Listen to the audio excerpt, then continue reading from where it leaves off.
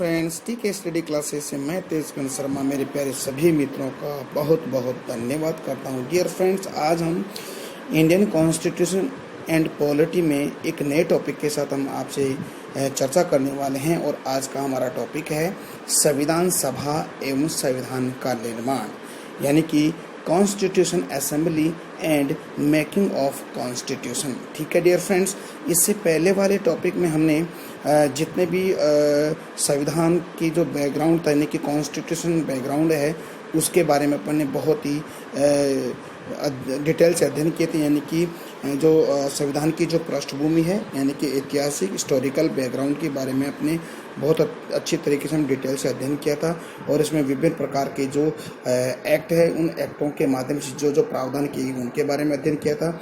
यानी कि 1773 का रेगुलेटिंग एक्ट से लेकर भारत शासन अधिनियम 1935 के अधिनियम तक हमने बात कर ली थी। इसके पश्चात हम भारत शासन अधिनियम 1947 के बारे में बात करेंगे, क्योंकि इससे पहले हम संविधान सभा का निर्माण संविधान सभा का निर्माण और संविधान सभा फिर संविधान का निर्माण करेगी, उसकी हम डिटेल से करेंगे। ठीक है, और इसके भी 3 से 4 वीडियो हम अपलोड करने वाले हैं। तो डियर फ्रेंड्स, मेरे साथ आप बने रहिए। हम स्टार्ट करते हैं संविधान सभा एवं संविधान का निर्माण। देखिए फ्रेंड्स, सर्वप्रथम M.N. रॉय ने सन 1934 में स्वराज पार्टी के गठन के दौरान संविधान निर्माण के लिए संविधान सभा के गठन का विचार रखा। यानी कि 1934 में क्या होता है कि जो M.N. राय थे, M.N. राय ने सर्वप्रथम, यानी कि जो स्वराज पार्टी के गठन के दौरान, यानी कि स्वराज पार्टी का गठन हो चुका था, उस स्वराज पार्टी के गठन के दौरान संविधान निर्माण के लिए, यानी कि हमारे जो कॉन्स्टिट्यूशन मेकिंग के लिए संविधान सभा के गठन का विचार रखा। तो कहने का मतलब है, यानी कि ये पहले ऐसे व्यक्ति थे जिसने 1934 में संविधान सभा के गठन का विचार रखा था। फिर आगे जाकर इस चीज़ पर बहुत ज़्यादा अमल किया गया था, उसके वो बाद में अपन अध्ययन करेंगे। ठीक है, इसके पश्चात होता क्या है कि 1935 यानी कि 1935 में प्रथम बार भारतीय national Congress, Indian national Congress, यानी कि भारतीय राष्ट्रीय कांग्रेस ने अधिकाधिक रूप से संविधान निर्माण के लिए संविधान सभा के गठन की मांग की।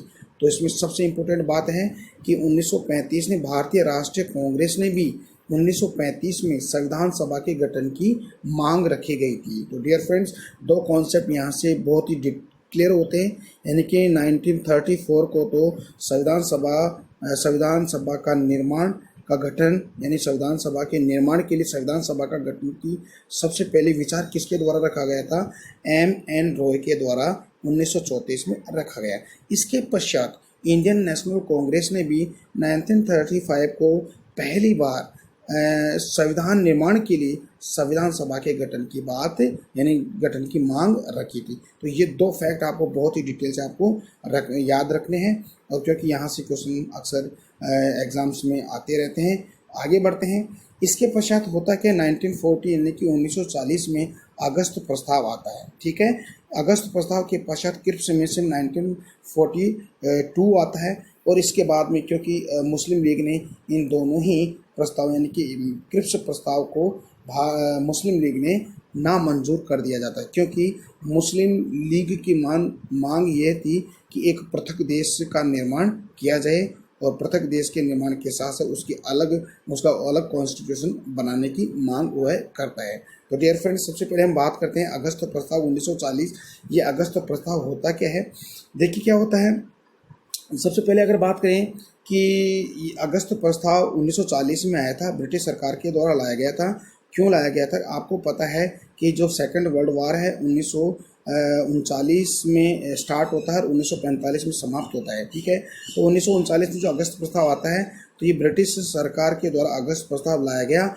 और एक लुभावना ये प्रस्ताव था, क्योंकि उनकी मांग ये थी कि जो इंडिया है वो हमारी तरफ से सेकंड वर्ल्ड वार में पार्टिसिपेट करे, इसलिए 1940 के अंदर ये अगस्त प्रस्ताव लाया गया था। लेकिन भारतीय जो पार्टियां हैं, यानी कि जिसे भारतीय राष्ट्रीय कांग्रेस है, इन्होंने इस प्रस्ताव को नामंजूर कर दिया जाता है। फिर इसके पश्चात होता क्या है, क्रिप्स मिशन आता है 1942 में। इसके 3 सदस्य होते हैं, क्योंकि ये संविधान सभा के गठन के लिए आया था, लेकिन आपको पता है कि मुस्लिम लीग ने इसको नामंजूर कर दिया जाता है। तो कहने का तात्पर्य क्रिप्स मिशन भी क्या हो जाता है, नामंजूर हो जाता है। आप इसके बारे में एक तथ्य आपको याद रखना पड़ेगा, जो मुस्लिम लीग है इसकी स्थापना 30 दिसंबर 1906 के अंदर होती है। अब हम अगस्त प्रस्ताव के अंदर इसके अलावा और क्या बातें जुड़ी हुई है अगस्त प्रस्ताव से वो हम बात करते हैं। देखिए डियर फ्रेंड्स, आगे बढ़ते हैं। देखिए अगस्त प्रस्ताव 1940, इसमें क्या बात होती है उसको हम देख लेते हैं। देखिए डियर फ्रेंड्स, अगस्त प्रस्ताव ब्रिटिश सरकार, ओके, ब्रिटिश सरकार और नेहरू के मांग की स्वतंत्र स्वतंत्र भारत के संविधान का निर्माण और वयस्क मताधिकार के आधार पर चुनी हुई संविधान सभा द्वारा किया जाए ये परिप्रेक्ष्य में था। क्योंकि इस अगस्त प्रस्ताव के जो की मांग है ब्रिटिश सरकार, हमारे जो प्रधानमंत्री पंडित जवाहरलाल नेहरू, इस पंडित जवाहरलाल नेहरू ने ये मांग रखी थी कि जो संविधान का जो निर्माण है वो वयस्क मताधिकार के आधार पर होना चाहिए और वह संविधान मांग के आधार पर चुनी गई संविधान सभा द्वारा किया जाना चाहिए। यानी कि संविधान का निर्माण जो संविधान सभा द्वारा जो चुने जो प्रतिनिधि होते हैं उनके द्वारा संविधान का निर्माण किया जाना चाहिए, ठीक है। लेकिन इसको पता है कि जो मुस्लिम लीग है उसको नामंजूर कर देती है। इसके पश्चात होता क्या है, फिर क्रिप्स मिशन 1942 को आया था, लेकिन इसको भी जो मुस्लिम लीग के द्वारा इसको नामंजूर कर दिया जाता है। फिर संविधान सभा का जो गठन करती है कैबिनेट मिशन, और ये कैबिनेट मिशन 1946 से 1946 को आती है। देखिए इसमें क्या क्या प्रावधान किए गए उसकी हम बात कर लेते हैं। तो देखिए डियर फ्रेंड्स,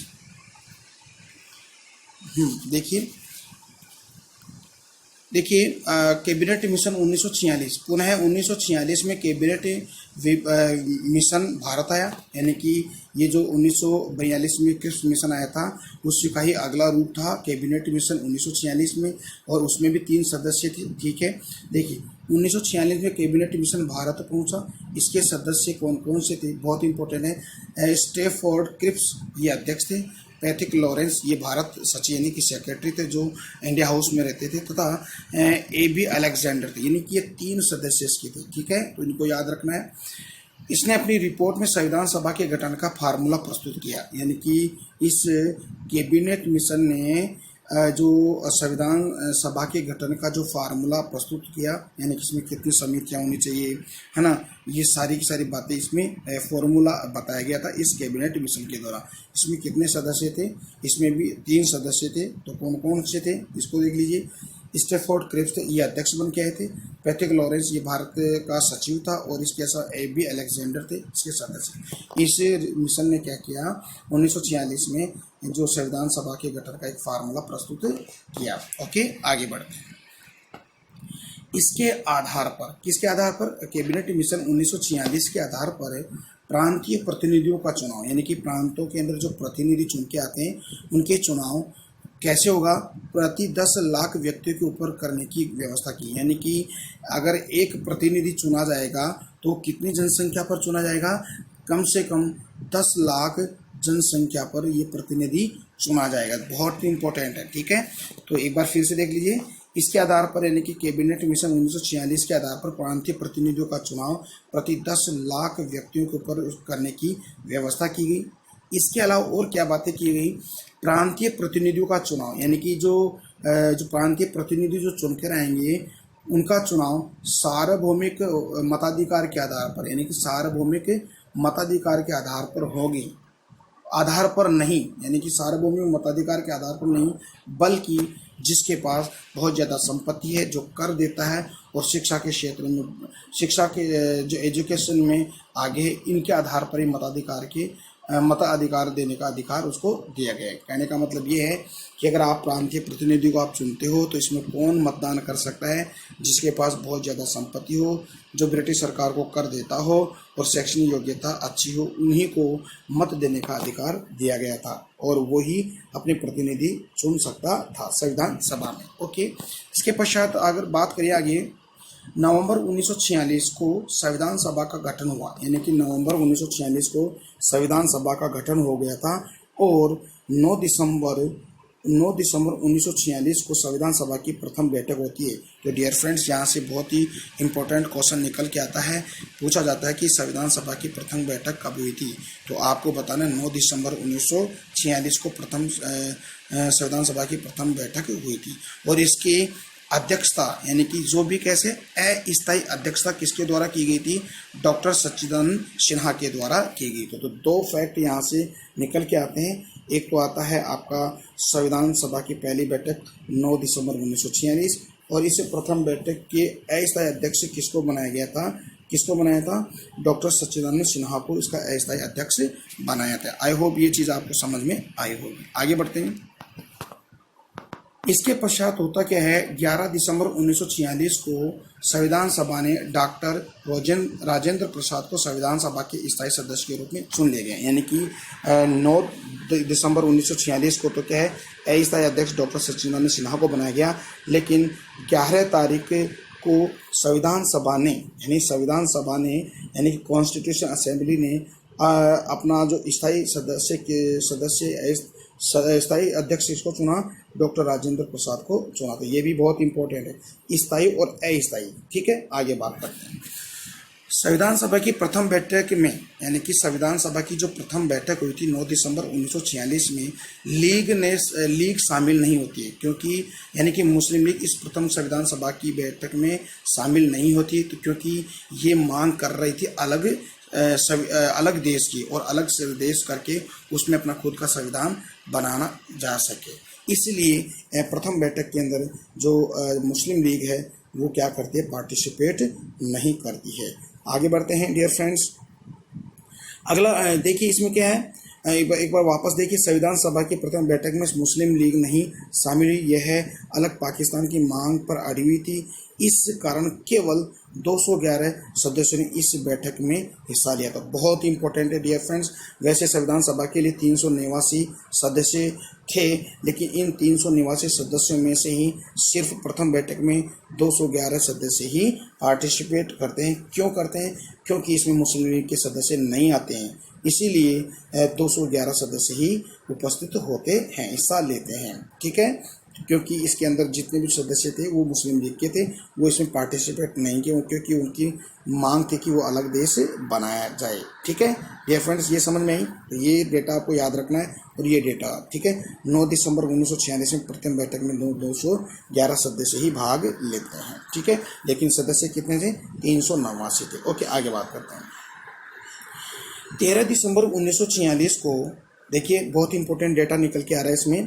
देखो, 13 दिसंबर 1946 को हमारे प्रथम प्रधानमंत्री पंडित जवाहरलाल नेहरू, ठीक है, द्वारा उद्देश्य प्रस्ताव यानी कि जो प्रियम्बल था, उद्देश्य प्रस्ताव संविधान सभा में प्रस्तुत करते हैं। यानी कि उद्देश्य प्रस्ताव यानी कि जो उद्देश्य प्रस्ताव आप जानते हो, हम भारत के लोग है ना, ये जो उद्देश्य प्रस्ताव था, इस उद्देश्य प्रस्ताव को संविधान सभा में पंडित जवाहरलाल नेहरू ने 13 दिसंबर 1946 को प्रस्तुत किया, और ये उद्देश्य प्रस्ताव कब पारित होता है? 22 दिसंबर 1947 को प्रस्ताव पारित होता है। तो डियर फ्रेंड्स, ये बहुत इंपॉर्टेंट है, इसको आप याद रखना है, क्योंकि यहाँ से भी अक्सर एग्जाम्स में क्वेश्चन आते रहते हैं। तो ये डेटा आपको याद करना है। ठीक है, देखिए एक बार फिर से हम देख लेते हैं डेटा के बारे में। देखिए, अगस्त प्रस्ताव कब आता है? 1940 में। क्रिप्स मिशन कब आता है? 1942 में। कैबिनेट मिशन कब आता है? 1946 में। संविधान सभा की प्रथम बैठक कब होती है? 9 दिसंबर 1946 में। संविधान सभा की प्रथम बैठक का अस्थायी अध्यक्ष किसको बनाया जाता है? सच्चिदानंद सिन्हा को। फिर होता है 11 दिसंबर 1946 में संविधान सभा का स्थायी अध्यक्ष किसको बनाया है? डॉक्टर राजेंद्र प्रसाद को। ठीक है, फिर इसके बाद में आता है 13 दिसंबर 1946 को भारत के प्रथम प्रधानमंत्री यानी कि पंडित जवाहरलाल नेहरू ने उद्देश्य प्रस्ताव को संविधान सभा में प्रस्तुत करते हैं, और यह कब पास होता है? ये पारित कब होता है? 22 दिसंबर 1947 में ये उद्देश्य प्रस्ताव क्या हो जाता है? पारित होता है। आई होप ये चीज़ आपको समझ में आई होगी। इसके पश्चात होता क्या है? इस उद्देश्य प्रस्ताव में संवैधानिक संरचना एवं ढांचे की हमें झलक दिखती है। तो डियर फ्रेंड्स, आज का हमारा जो टॉपिक है यहीं पे एंड होता है। सॉरी, एंड होता है। अगला हमारा जो टॉपिक है संविधान सभा के जो प्रमुख जो कार्य हैं उनके बारे में अध्ययन करेंगे। वहाँ पे भी आपको ये डेटा आपको याद करने पड़ेंगे, क्योंकि यहाँ पर वहाँ से भी अक्सर क्वेश्चन एग्जाम्स में आते रहते हैं। तो प्लीज़ आप लगातार इसके नोट्स बनाइएगा, और कल फिर हम एक नए टॉपिक के साथ आपसे और हमारी मुलाकात होगी। तब तक के लिए मैं आपसे इजाज़त लेना चाहता हूँ। धन्यवाद। जय हिंद, जय भारत।